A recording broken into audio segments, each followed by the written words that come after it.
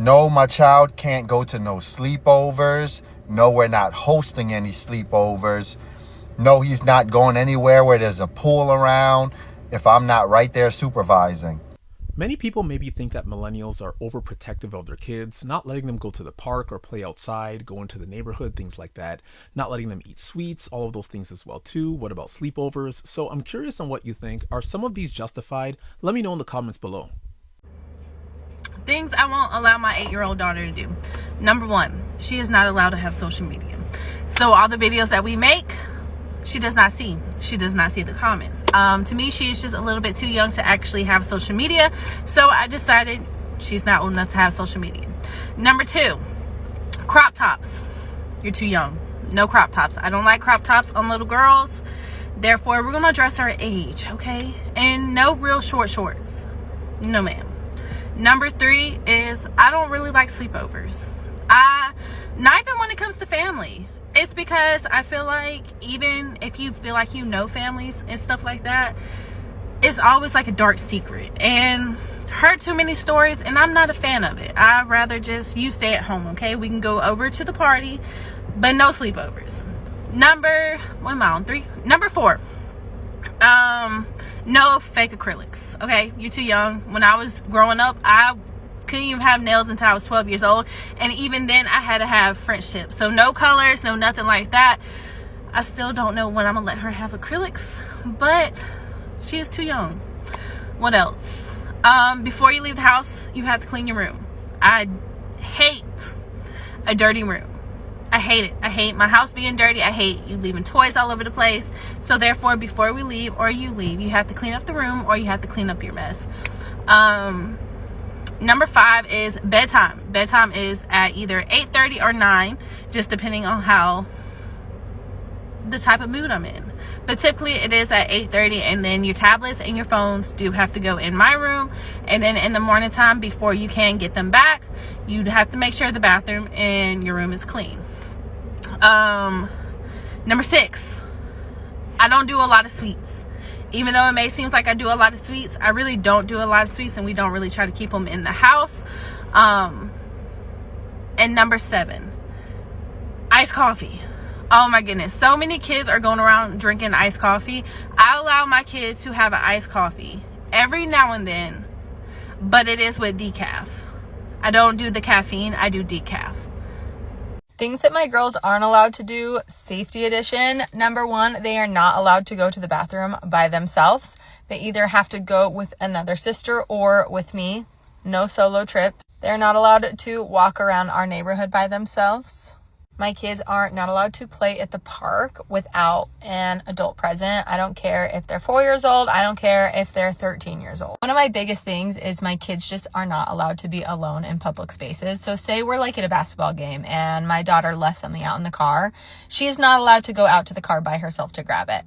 I just think it's always better to travel in numbers, especially in a public space, especially as a woman or young girl. So if she goes with a friend, if she goes with a sister, I feel like this goes in the umbrella of safety is I will always believe my child over an adult until my child gives me a reason not to trust them. But until then, I'm not going to believe just like some stranger or a teacher or a principal over my kid. Something that I absolutely refuse to allow to be in my son's world, and I absolutely correct people if it's brought up, and I do it in a polite way and a very private way where I'm not going to embarrass you. But there are 2 things that I am very strict about that I do not allow. The first thing is talking about or commenting on somebody's body. The other day, my mom made a joke in front of him, and she said, I was like, hey, I'm making eggs for him for breakfast. Do you want anything? And she said, no, I'm trying to watch my figure. And I immediately pulled her to the side. I said, hey, listen, that's not something I really want him to hear. Did she take it well? No. And the reason I do this is because I grew up in a family that always commented on your body, your weight, your anything, or always talked about dieting, or oh my gosh, I feel so fat, or no, I'm trying to watch my figure, or I wish I could be skinnier, I wish I was prettier, all these things. And I have notebooks that date back to 6th grade, and I would have a bucket list every summer, and the first thing I would write in my bucket list was to lose 50 pounds at 12 years old. Another thing that I do not allow or want near my son is talking about food in a way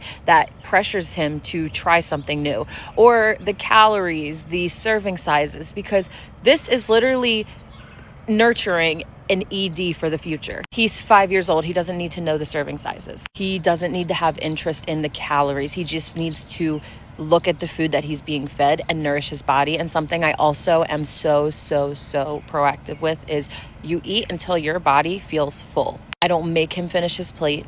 I don't tell him he can't leave the table unless he finishes his plate. Whatever he eats, as long as he's nourishing his body, that's fine. And while it doesn't always go over well with adults, I don't really care. My job is to make sure my child has a healthy relationship with his body, himself, what he looks like, who he is, and the food that nourishes him. No, my child can't go to no sleepovers. No, we're not hosting any sleepovers.